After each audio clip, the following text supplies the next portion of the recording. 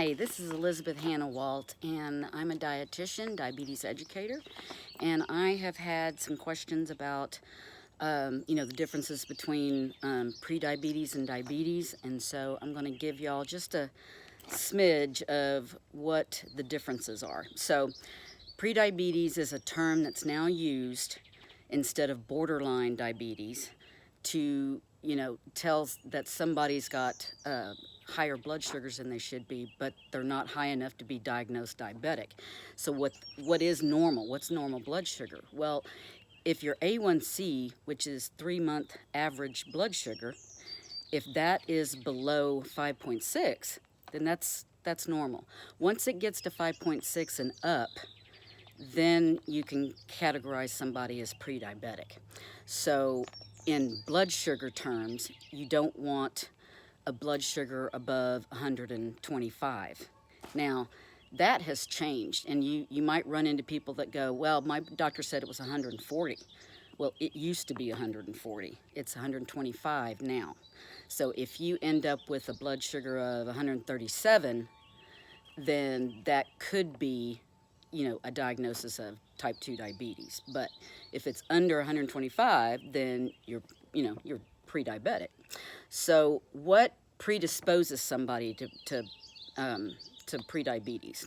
Well, one is having a first-degree family member that has diabetes, and then obesity, hypertension, high lipid levels, like high triglycerides, LDL, but like a low HDL, which is your good cholesterol. Those are all signs that come along with being pre-diabetic. Then if you've, a lot of people get diagnosed with diabetes or pre-diabetes and they go, I didn't feel anything. Well, it's kind of like blood pressure in that kind of sense. It's kind of silent. It can be going on and you don't even know it. So if ethnicities, there are,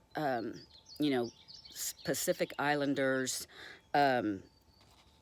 African, Latino, diabetes runs in those groups. So, every race has a predominant disease, and diabetes is in those types of background.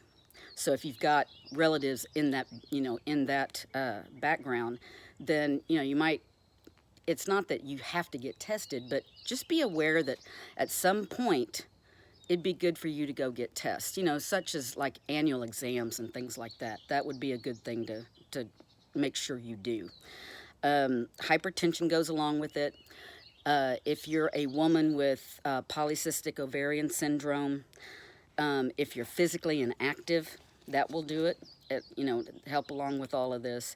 And then if you're over 45 and you have any of those, you need to get a yearly check.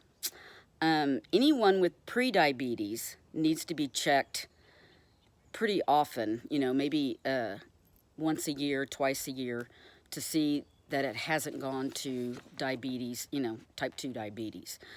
But, it also, if people are on certain drugs, that can also lead to becoming pre-diabetic. If you're on glucocorticoids, thiazide diuretics, some HIV medicines can cause it, and atypical antipsychotics can cause it. So people with those kind of medications need to be tested once in a while. So what do you do now? Is there anything you can do now? Let's say you go and the doctor said, yeah, you're pre-diabetic.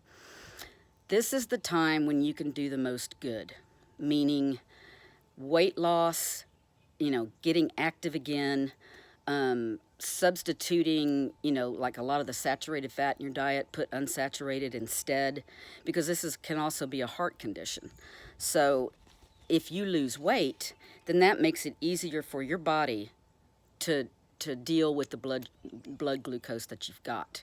So it's basically diet and exercise. We go back to that same thing again, but it actually is really true. As far as activity, any activity can work, especially if you're not doing anything, but the general recommendation is to have at least 150 minutes of moderate activity a week. And here's another thing to go along, caveat to go along with that. Don't skip 2 days and then, you know, bank it all up on the weekend. It's not gonna do as well that way. If you can spread your exercise out, that's the best you can do right there. So I hope that answers some of the questions. And if you have any more, just give me a shout. Bye-bye.